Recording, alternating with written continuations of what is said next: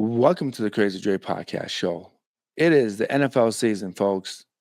The Detroit Lions is where you can hear it from me all year, the rest of the year, obviously, the whole season.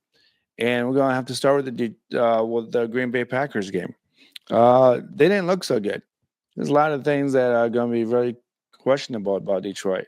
Offense coordinator, defense coordinator, the new offensive line that has to be rebuilt this year. There's a lot of things going on here. First of all, we got to start with John Morton. I like to say this: I was not satisfied with his play call. I thought he was way too conservative. I thought in the first half he didn't open up the field for Detroit Lions, especially in the first two uh, uh, uh, possessions for Detroit. It looked like Detroit didn't do anything. So the thing is that if you're running the football a lot and you're not moving the ball downfield, you're going to be at third and longs and all this situation. However, by the third or fourth possession, you should have opened up the field a lot better, get Williams or get St. Brown down the field, or even throwing the ball to Laporta in the first half.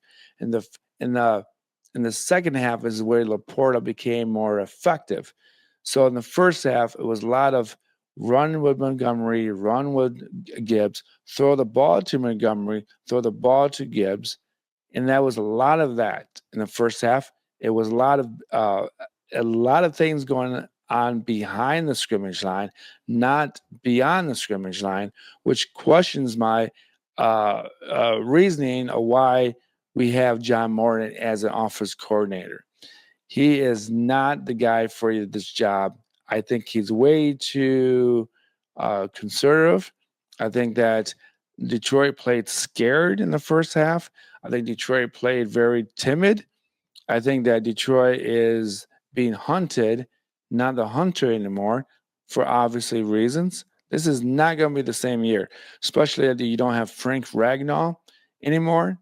He retired. You have Glass now, which I really don't know how much of an experienced center he is, but it looked like the whole offensive line missed a lot of assignments. Uh, Jared Goff got sacked 4 times. I think those least 2 sacks was his fault for staying in the pocket too long, not knowing the pressure, or not just understanding to get out of the pocket. And I know people are going to tell me, well, he's not a mobile quarterback, but you have to get out of those situations. Detroit in the fourth quarter almost uh, Goff almost got sacked in the end zone. So he almost Green Bay almost got a safety off this guy. Jared Goff, I think with John Morton, I think he's going to have to realize that with Goff, even though it's his 10th year in the NFL, you need to pamper him. You need to take care of him. You need to figure out how to get the ball out of his hand quick enough. Detroit didn't use Laporta much in the first half.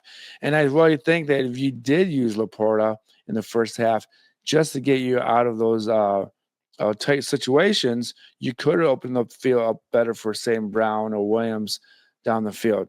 That is something that I really do think that was it really hindered Detroit. The fact that they didn't use uh, uh, all their weapons in the first half. Sometimes you're on the road, you're going against Green Bay Packers. They've had you numbers for over years and years. I know this Detroit is. I know that in the last 2 years, Detroit has had Green Bay's number, but overall, let's be honest, Green Bay has had Detroit's number. So understanding that this is also the first game of Green Bay that they've had an opener at home. So of course everything's going to look pretty hot for Green Bay.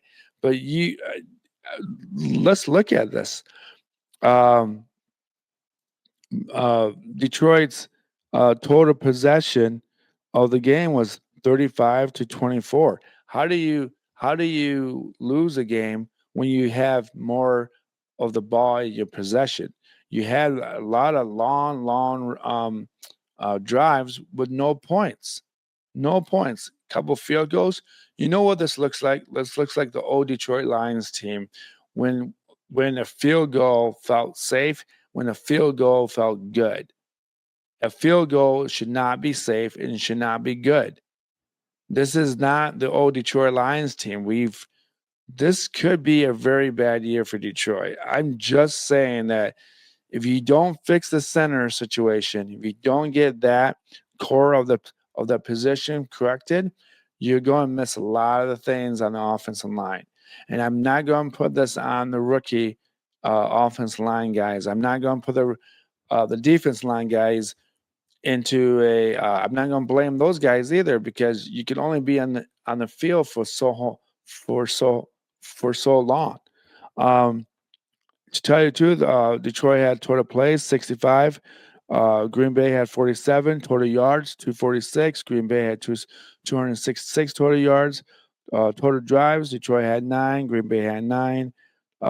Yards per play, 3.8 for Detroit, 5.7 for Green Bay. Not looking good. Passing, 200 yards total. Jared Goff 31 for 39 yards per pass was only 4.7. We had one interception. Jared Goff gave up 4 sacks. Like I said before, 2 of them probably was his fault for not understanding the time period that he was in the pocket. There wasn't really coverage sacks, I don't think. The rushing attempts was 22, 2.1 for Detroit, 25 rushing yards, 25 rushes attempts for Green Bay, 3.1 for an average per down. So our defense line was all right with that.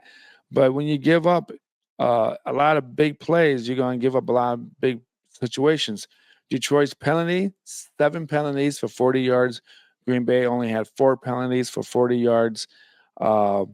There's a particular personal foul on Detroit. I think it was on Branch for throwing Kraft's helmet to the side after he grabbed it and took it off his head. He threw it away, and that was a penalty. You can't do that. You just cannot do that. This is something that that's what dumb Detroit used to do. And I always emphasize this.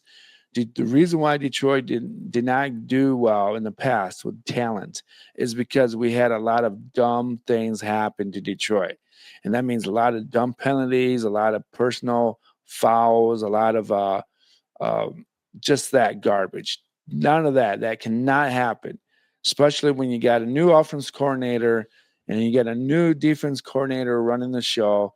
You're putting those guys on high alert. I just think that this is not a good thing. So Detroit lost for 46 yards off of sacks. First down passing was 13. First down rushing was 2.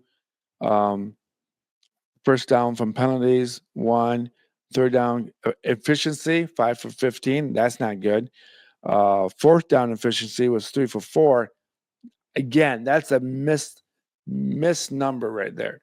That's not a good number. And when I say that is this. I don't like it when you have to go on fourth down a lot. Going on fourth down should be a situational fourth down, not a fourth down where you have to make up the difference to make up the point spread. So if you're down by 13, you don't have to go on fourth down because you're like, hey, we get this first down, we keep the drive going, but don't score touchdowns. That's kind of what happened to Detroit.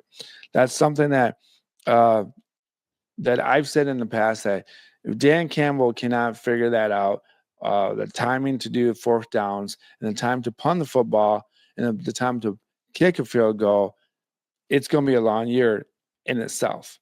I think that his trait of trying to be a tough guy, I think that's the problem that I have. The biggest problem I think I have with Dan Campbell is this: you can't